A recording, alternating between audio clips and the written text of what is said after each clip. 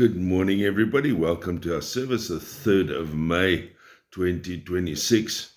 Thank you for the privilege of being in your home to bring God's word to you this morning. I pray that God speaks to us, that we hear, that we are fed, that we are nourished, and that we are encouraged always by the word of God, because as Christians, we have hope in abundance and life in abundance. Our call to worship this morning is taken from Psalm 31. In you, O Lord, I have taken refuge. Let me never be put to shame.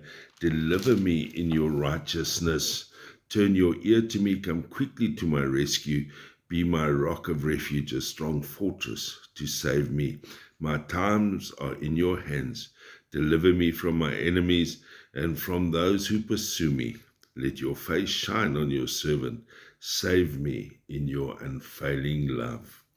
Amen. Let us pray. Father God, we gather this morning in your presence to worship you in reverence and in awe, to honor you as our God, our Lord, our Savior, our refuge, our rock. Lord, all the adjectives we can list, and they all apply to you. But unless we do it in love, in reverence and awe, it is but a smelly offering. So, Lord, search our hearts this morning through your Holy Spirit, and if there is anything that is offensive to you, Lord, let it be cleansed by the blood of Jesus. Forgive us, Lord, where we have sinned. But now, Lord, feed us, nourish us, sustain us, and encourage us by your word and your message this morning. Lord, bless each person as they hear this message today. Pray this in Jesus' name. Amen. Our reading today is taken from Acts chapter 7, verses 54 to 60. When they heard this, they were furious and gnashed their teeth at him. But Stephen, full of the Holy Spirit, looked up to heaven and saw the glory of God and Jesus standing at the right hand of God. Look, he said, I see heaven open and the Son of Man standing at the right hand of God. At this they covered their ears, and yelling at the top of their voices, they all rushed at him, dragged him out of the city, and began to stone him. Meanwhile the witnesses laid their clothes at the feet of a young man named Saul. While they were stoning him, Stephen prayed, Lord Jesus, receive my spirit. Then he fell on his knees and cried out, Lord, do not hold this sin against them. When he had said this, he fell asleep. Just that far this morning, and we ask that God bless that reading to us. Stoned for Jesus. We can laugh at that, but stoned for Jesus. Stephen, the first Christian martyr, but it also, and let me ask, what are the thoughts that are evoked in us this morning as we hear that passage? The backstory, Stephen is brought to the high priest and asked, are these charges true?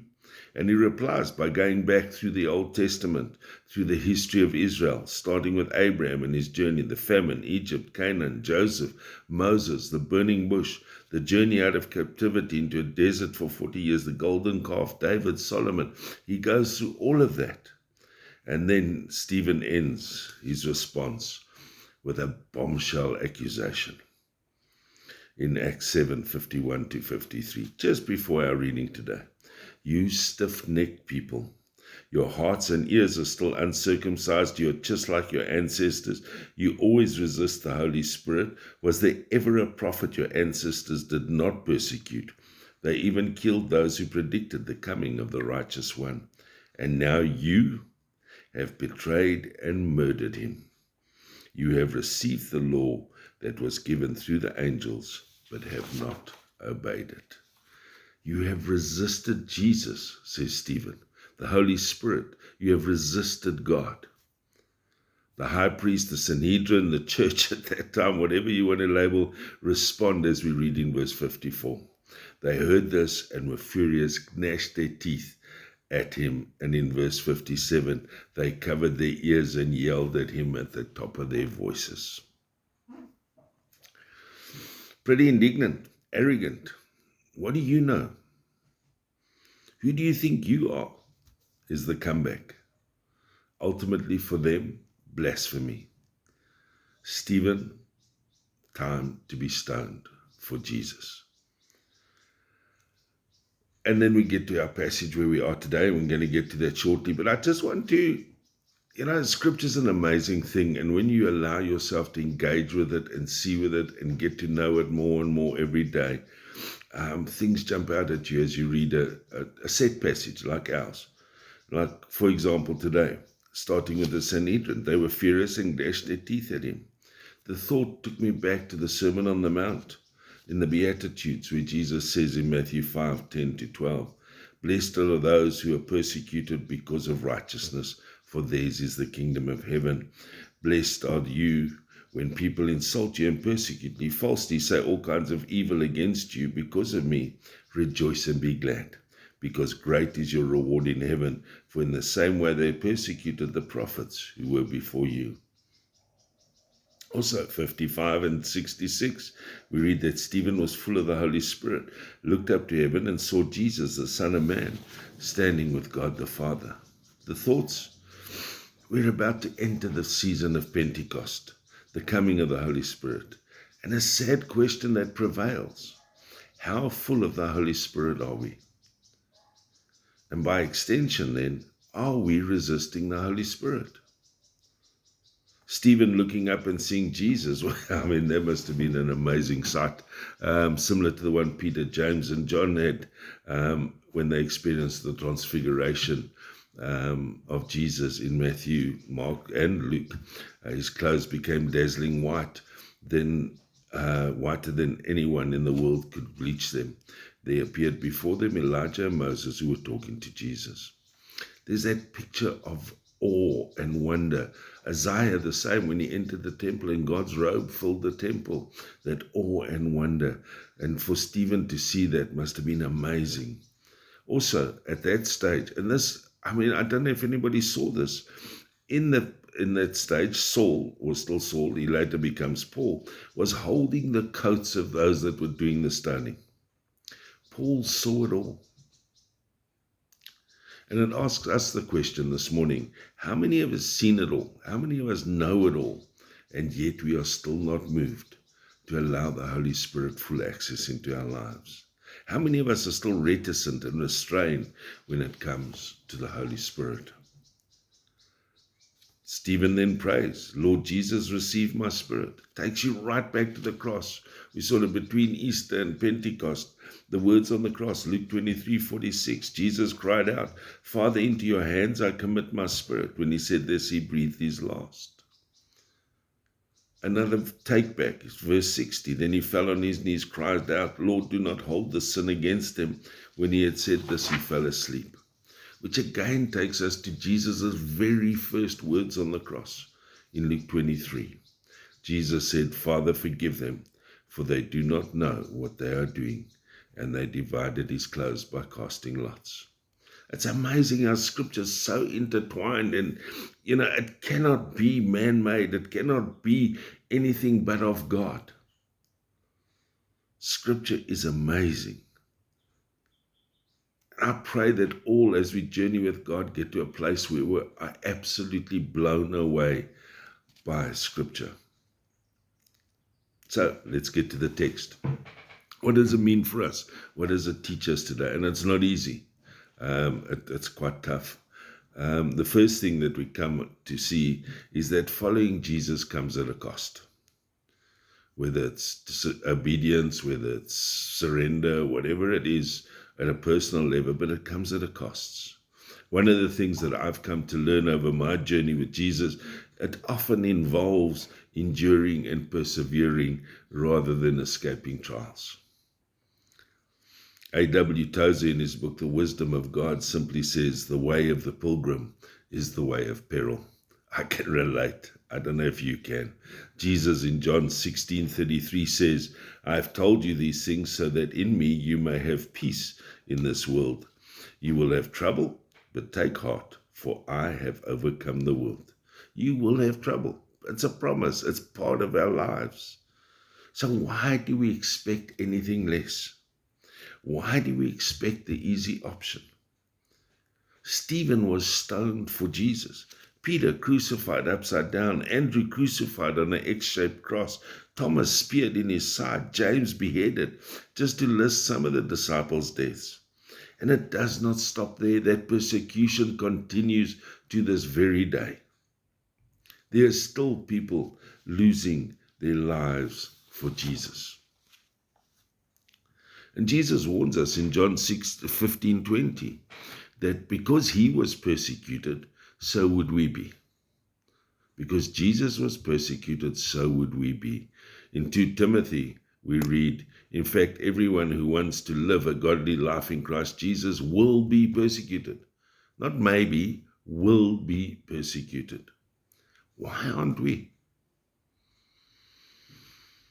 After all, the truth, Jesus disrupted the world way back then, and it still should today. Maybe not on a cross or being stoned, but subtly. It's happening around us. Christianity removed from the schools, erosion of Christian morals, marginalizing of Christianity under the guise of the freedom of religion, church being invaded by false prophets and false teaching, apathy, erosion of the truth, the gospel truth, watered down. The list is endless. Why are we like Stephen and those who have gone before us? Why are we not enduring in the face of death? Why are we not standing up to it? Why are we not standing up for Jesus? In a hymn we are challenged to stand up for Jesus, stand in his strength alone. The arm of flesh will fail you, you dare not trust your own. Put on the gospel armor, each piece put on with prayer. Where duty calls or danger, be never wanting there. Stand up for what we believe. Stephen challenges us today and asks, are we willing to pay the full price of faithfully, obediently following Jesus? Are we prepared to fully surrender our lives to Jesus? Are we prepared to stop resisting the Holy Spirit? Are we prepared, in inverted commas, to die well? Maybe I shouldn't put it in inverted commas. Are we prepared to die well? Stephen died well. He lived the life that Paul wrote about in Romans 12, where Paul says, therefore I urge you, brothers and sisters, in view of God's mercy, to offer your bodies as a living sacrifice, holy and pleasing to God. This is your true and proper worship. Do not conform to the pattern of this world, but be transformed by the renewing of your mind. Then you will be able to test and approve what God's will is, his true, good, pleasing, and perfect will. Stephen was prepared to stand up and die for his faith. Are you and I prepared to make a stand for Jesus? I think the reason Stephen could do this because he was solely focused on Jesus. In verse 56 we read, his eyes were fixed on Jesus, the Son of Man standing at the right hand of God. Stephen was prepared to stand fast and forgive in the midst of the storm, praying for those who were stoning him. Do not hold this against him. Stephen was at peace, the peace that only comes from our Savior, the Lord Jesus Christ, the peace that is described in John 14:27, when Jesus says, peace I leave with you. My peace I give you, I do not give to you as the world gives. Do not let your hearts be troubled, and do not be afraid. The peace of Christ. Stephen reminds us this morning that in the power of the Holy Spirit, when we are full of the Holy Spirit, there's nothing that can stop us. Matthew 10:28 says, do not be afraid of those that will kill the body, but cannot kill the soul. Rather be afraid of the one who can destroy both soul and body in hell.